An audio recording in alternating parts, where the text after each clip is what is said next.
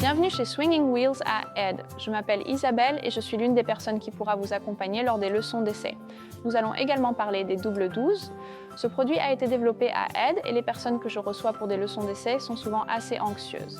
Elles n'ont pas fait de vélo depuis longtemps et trouvent donc assez excitant de franchir cette étape. Pour remonter sur ce vélo, nous voulons aider et avons donc développé un produit pour le rendre plus sûr. Mais en plus de la sécurité, pour le rendre vraiment plus amusant afin que nous remontions sur le vélo avec plaisir. Avec les double 12, c'est en effet très différent de faire du vélo par rapport à un vélo normal. C'est pourquoi nous trouvons important de donner d'abord une leçon d'essai afin que vous puissiez d'abord vous familiariser avec le produit et apprendre à faire du vélo avec. Accordez-vous du temps, cela ne vient pas du premier coup, je n'y suis pas arrivée non plus, mais accordez-vous le temps pour ça et alors je vais aussi vous expliquer certaines choses. Pour les double 12, il est important de toujours garder les freins serrés. Ensuite, vous pouvez passer votre jambe par-dessus le cadre et éventuellement utiliser la pédale pour vous asseoir sur la selle.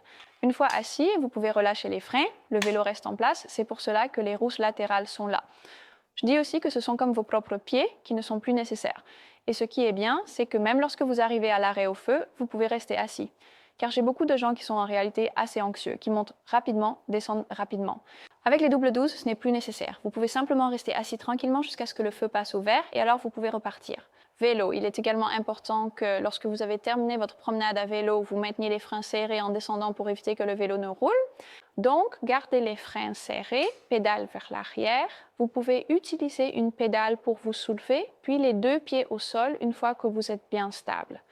Toujours avec les freins serrés, vous pouvez descendre latéralement et faites-le toujours sur le côté, c'est-à-dire en vous éloignant du vélo pour éviter de trébucher sur les roues. Après le monter et descendre, nous allons en fait apprendre comment vous devez rouler tout droit et comment vous allez tourner. Ce que j'entends souvent lors de la conduite tout droit, c'est que c'est vraiment différent de faire du vélo sur un vélo sans roue latérale. Faire du vélo avec des roues latérales est différent et il est donc important que vous restiez simplement droit sur la selle. Et en fait, vous pouvez diriger très facilement. Ce qui est souvent la question, c'est si je ne peux plus tomber, tomber devient beaucoup plus difficile, mais tout peut basculer. Et qu'est-ce qui le rend moins accessible pour tomber? La vitesse. Réduisez la vitesse.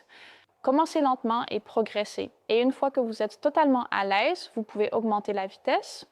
Mais commencez à un rythme lent et c'est la raison pour laquelle nous roulons sans assistance pendant le cours d'essai, car cela peut certainement être installé sur votre vélo électrique, mais une faible vitesse, c'est très important car vous remarquerez que si vous roulez sur une route égale, c'est plus agréable et très facile de rouler.